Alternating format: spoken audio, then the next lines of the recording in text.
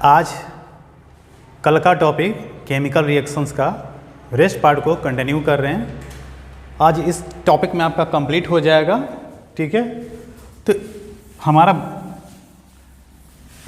जो कल का टॉपिक था आपका प्रिसिपिटेशन रिएक्शन तक हम लोग छोड़े थे, ठीक है। आज उसी का कंटिन्यू कर रहे हैं, जो कि आपका 8वां पॉइंट है, वो है न्यूट्रलाइजेशन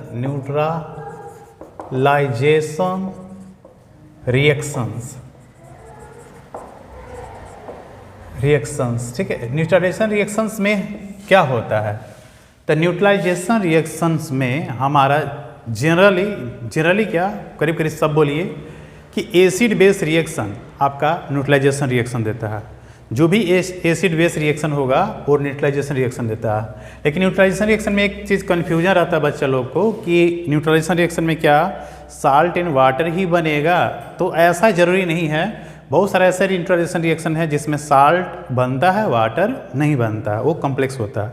लेकिन हम लोग जनरल अभी बात कर रहे हैं, यहाँ पे 11th क्लास का नहीं बात कर रहे हैं, हम लोग बात कर रहे हैं 10th क्लास का, ठीक है। तो न्यूट्रलाइजेशन रिएक्शन में क्या बोले, एसिड बेस रिएक्शन होगा और आपका साल्ट एंड वाटर देगा, ठीक है। तो हमारा एसिड बेस रिएक्शन में क्या है, तो HCl एसिड है और NaOH बेस है। ये आपका एसिड है, ये आपका बेस है। ये जो रिएक्शन करेगा तो NaCl जो कि नमक है, जिसको कि हम लोग सब जानते हैं, और H2O वाटर, ये आपका वाटर। तो ये आपका न्यूट्रलाइजेशन रिएक्शन आपका एसिड बेस जो रिएक्शन किया वो साल्ट एंड वाटर दिया, ठीक है। इसमें बहुत सारे एग्जांपल्स है।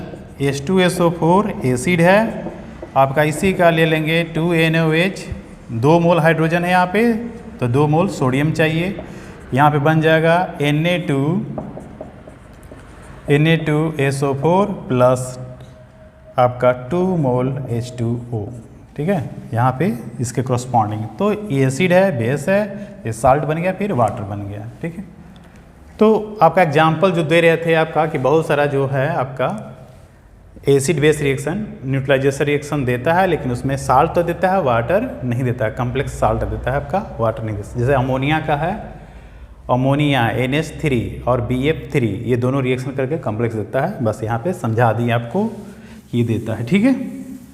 न्यूट्रलाइजेशन हो गया। 9th नंबर है आपका ऑक्सीडेशन रिडक्शन। ऑक्सीडेशन रिडक्शन, देखिए नाम ही है ऑक्सीडेशन रिडक्शन, मतलब आपका इसमें ऑक्सीडेशन होगा और रिडक्शन होगा, मतलब एक ऑक्सीडाइज होगा, दूसरा रिड्यूस करेगा। अब ऑक्सीडेशन किसका होता है, तो देखिए बहुत पहले से हम लोग जानते आ रहे हैं, ऑक्सीडेशन मीन्स क्या होता है, एडिशन ऑफ ऑक्सीजन या रिमूवल ऑफ हाइड्रोजन को हम बोलेंगे ऑक्सीडेशन, ठीक है। रिडक्शन क्या होता है, तो उसमें उल्टा इसका बोलेंगे, addition of hydrogen, removal of oxygen, reduction होता है, ठीक है। तो ये सब आपका डिफिनेशन हो गया, छोटे छोटे चीज़। लेकिन मेन आपको समझना है कि ऑक्सीडेशन रिडक्शन होता क्या है, ठीक है। तो जैसे उसमें एग्जाम्पल दे रहे हैं आपका, कैल्शियम ऑक्सीजन के साथ रिएक्शन दिया तो बन गया आपका 2 कैल्शियम ऑक्साइड। देखिए यहाँ पे आपका 0 ऑक्सीडेशन स्टेट था, यहाँ पे भी 0 था। कैल्शियम यहाँ पे +2 ऑक्सीडेशन, इसे यहाँ पे -2। तो कैल्शियम का क्या हुआ यहाँ पे, ऑक्सीडेशन, ठीक है। और यहाँ पे ऑक्सीजन का क्या हुआ, रिडक्शन, ठीक है। तो ऐसे करके आपका ऑक्सीडेशन रिडक्शन आप बोल सकते हो। कोई भी रिडॉक्स रिएक्शन भी बोला जाता है इसको। रिडॉक्स रिएक्शन में क्या होता है, ऑक्सीडेशन रिडक्शन दोनों साथ साथ चलता है, ठीक है। तो ये आप उस तरह से भी याद रख सकते हो, ठीक है। 10th क्लास में बहुत हाई फाई नहीं है, बस आप डिफिनेशन को समझो और आपका पकड़ होना चाहिए कि ऑक्सीडेशन किसको कहें, रिडक्शन किसको कहेंगे, तो आपका कोई क्वेश्चन फंसेगा नहीं, ठीक है। तो ये आपका ऑक्सीडेशन हो गया, ठीक है। और लास्ट 10वां नंबर है कंबंशन रिएक्शन। कंबंशन रिएक्शन, ठीक है। कंबंशन रिएक्शन देखिए नाम ही है कंबंशन, मतलब जलना। तो जलेगा किसके प्रेजेंस में, तो ऑक्सीजन के प्रेजेंस में। देखिए ऑक्सीजन का प्रेजेंस जिसमें मतलब ज़्यादातर हाइड्रोकार्बन में इसका यूज किया जाता है ऑर्गेनिक केमिस्ट्री में, या हम लोग फूड खाते जो हैं, तो इसमें आपका कंबंशन रिएक्शन ही होता है, ठीक है। जो ग्लूकोज फ्रुक्टोज ये सब बनता है आपका बॉडी के अंदर, या प्लांट बनाते हैं, सब ये सब के सब कंबंशन रिएक्शन को ही फॉलो करते हैं। ठीक है, तो हमारे यहाँ पर कंबंशन रिएक्शन में क्या है, सबसे सिंपल इसका कंबंशन रिएक्शन में क्या है, कार्बन को ऑक्सीजन के प्रेजेंस में जलाएंगे तो आपका कार्बन डाइऑक्साइड बनेगा, साथ में हीट देगा और देगा आपका लाइट देता है। ठीक है, जो हम लोग लकड़ी कुड़ी जलाते हैं, देखिए लकड़ी में आपका इनडायरेक्ट वे में कार्बन ही पाया जाता है, जो हम लोग बर्न करके उसको खाना बनाते हैं। ये आपका कुकिंग गैस जो होता है आपका, उसमें भी क्या होता है आपका बर्न करता है तो हीट एंड लाइट दोनों देता है, फ्लेम जो जलता है उसका। ठीक है, तो आपका ये सब हुआ, आपका ये सारा का सारा आपका रिएक्शंस कंप्लीट कर दिए जो कि आपका 10th क्लास में था। ठीक है, अगर छूट जाता है इसमें रिएक्शन तो आप लोग कमेंट में दीजिएगा, हो सकता है कि मेरे से मिस हो जाए तो हम उसमें आपको पूरा करने की कोशिश करेंगे। चलिए, ये तो हो गया आपका रिएक्शंस कर लेना देना। अब हम लोग कंडीशन फॉर कंबंशन क्या क्या होता है, कंडीशंस फॉर कंबंशन।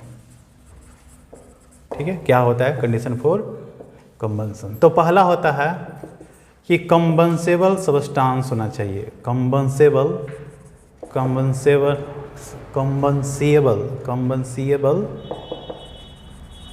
सब्सटेंस होना चाहिए। ठीक है, कंबंसेबल सब्सटेंस जैसे आपको कौन कौन सा जलने वाला सब्सटेंस है, ठीक है, तो वो हमको चाहिए, जैसे पेपर हो गया, वुड हो गया, गैसेस हो गया, मतलब बहुत सारे जो चीज़ है जो जलने वाला है उसी को हम लोग लेते हैं कंबंसेबल सब्सटेंस कहलाते हैं। ठीक है, ठीक है, दूसरा क्या है हमारा, प्रेजेंस ऑफ ऑक्सीजन होना चाहिए, प्रेजेंस ऑफ ऑक्सीजन।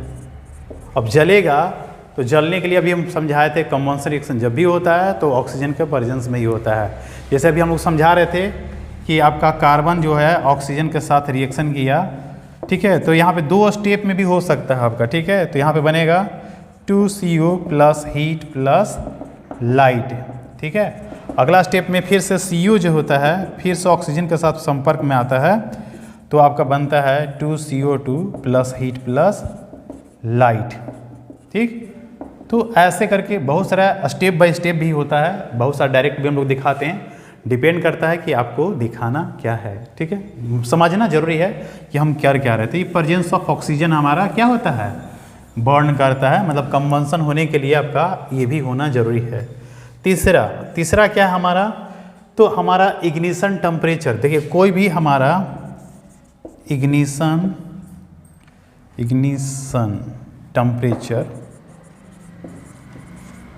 टेम्परेचर, ठीक है, इग्निशन टेम्परेचर क्या होता है, तो उस टेम्परेचर पे जहाँ पे हमारा बर्निंग स्टार्ट, जैसे आप लोग देखे होंगे कभी कभी ठंडे के टाइम में माचिस का तिल्ली आप रगड़ते रहते हैं, जलता नहीं है, तो वहाँ पे हम लोग बोलते हैं कि मेहरा गया है। ठीक है, मॉइस्चर उसमें अब्जॉर्ब कर लिया जिसके कारण से हम लोग ऐसा नहीं जल पाता है। तो हम लोग क्या करते हैं, उसको रगड़ते हैं, उसमें मसाला जो लगा रहता है माचिस के ऊपर में, तो उस मसाला को हम लोग रगड़ के फिर उसको गरमाते हैं, गरमाने के बाद उसको माचिस मारते हैं तो जल जाता है।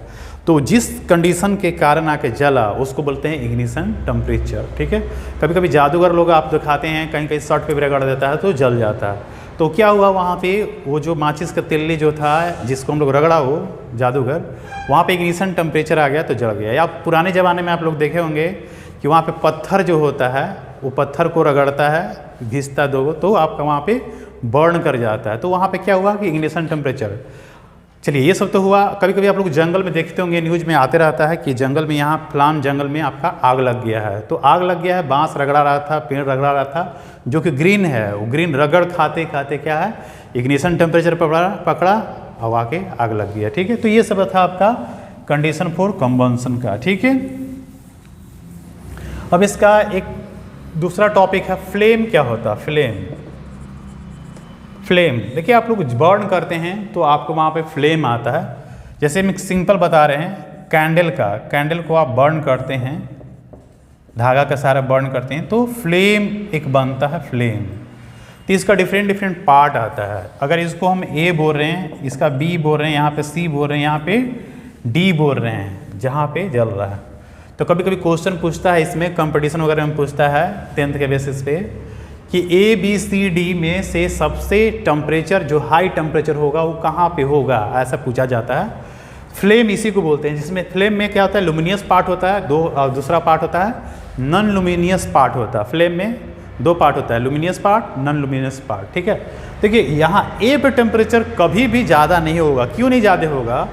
क्योंकि ए का जो बर्न कर रहा है हीट, जो कहाँ पे जा रहा है, वो आपको बर्न कर मतलब कि मोम को गलाने में, आपका मेल्ट कराने में आपका एनर्जी लॉस हो रहा है। तो ए का तो होगा नहीं। उसके नेबर में बी है, जो बी भी इसके संपर्क में ही है, तो करीब करीब यहाँ पे भी आपका क्या होता है कि आपका ऑक्सीजन का सबसे ज़्यादा अवेलेबिलिटी यहाँ पे नहीं हो पाता है ड्यू टू इसके नेबर होने के कारण। सी जो पार्ट होता है वहाँ पे सबसे ज़्यादा ग्लो करता है और वहाँ पे सबसे आराम से जल पाता है, ठीक है। तो आपका सी का टेम्परेचर सबसे हाई होता है। अब पूछिएगा कि डी पे तो सबसे ज़्यादा होना चाहिए था, तो नहीं। डी क्या है, जैसे जैसे आपका दूरी बढ़ जाता है तो वहाँ पे आपका फ्लेम जो बोल रहे हैं हम लोग, जिसमें हल्का हल्का सा राशि जिसको बोलते हैं, मतलब कार्बन का कुछ पार्ट्स अनबर्न पार्ट भी रहता है, जिसमें आप लोग हाथ लगा के रखते होगे तो काला काला या कुछ सामान रखो जिसमें जल ना सके, वैसे सब्सटेंस, तो उसमें आप देखे होगे कि वहाँ पे ब्लैक करके परत एक जमने लगता है, वो आपको राशि। तो आपको ध्यान रहना चाहिए कौन सा पार्ट है, सी बेस्ड पार्ट है, जहाँ पे आपका क्या होता है, हाई टेम्परेचर होता है, बर्निंग कंप्लीट होता है, ठीक है। तो वहाँ पे आपका फ्लेम हो गया। फ्लेम क्या होता है, लुमिनियस और नॉन लुमिनियस है। जो सबसे ज़्यादा ग्लो करता है उसको लुमिनियस बोलते हैं, जो कम ग्लो करता है वहाँ पे नॉन लुमिनियस कहते हैं, ठीक है। तो ये आपका था फ्लेम से। और इसका इस चैप्टर का लास्ट टॉपिक है आपका रैंसिडिटी, ठीक है। रैंसिडिटी क्या होता है, रैंसिडिटी, ये रैंसिडिटी क्या होता है, ठीक है। तो रैंसिडिटी एक प्रोसेस है जिसके थ्रू हम लोग क्या करते हैं, फूड को प्रिजर्व रखते हैं। जैसे आप कुरकुरे चिप्स देखते होंगे मार्केट में अवेलेबल रहता है, उसका एयर टाइट पैक उसका पैकेट होता है, ठीक है। जिसमें पैकेट में हम लोग बोलते भी हैं कि इसमें चिप्स वगैरह क्या है, बहुत थोड़ा सा भरा है, बाकी हवा भर के धोखा दे दिया है, ठीक है। वो धोखा नहीं दिया, जितना मात्रा उसको भरना है वो भरता है, और उसमें एयर टाइट इसलिए रखता है कि आपका क्या है, क्रंची मेंटेन रहे, क्रंची आपका उस चिप्स का मेंटेन रहे। चलिए वो तो है।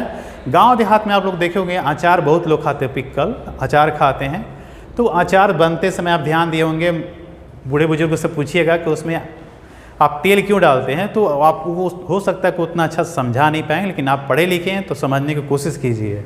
वहाँ पर तेल डालने से, जैसे आप लोग आम का अचार देखे होंगे, तो आम के अचार में क्या होता है आपका कि तेल का मात्रा बहुत ज़्यादा होता है। नींबू के अचार में जनरली देखे होंगे कि नमक का मात्रा सबसे ज़्यादा होता है।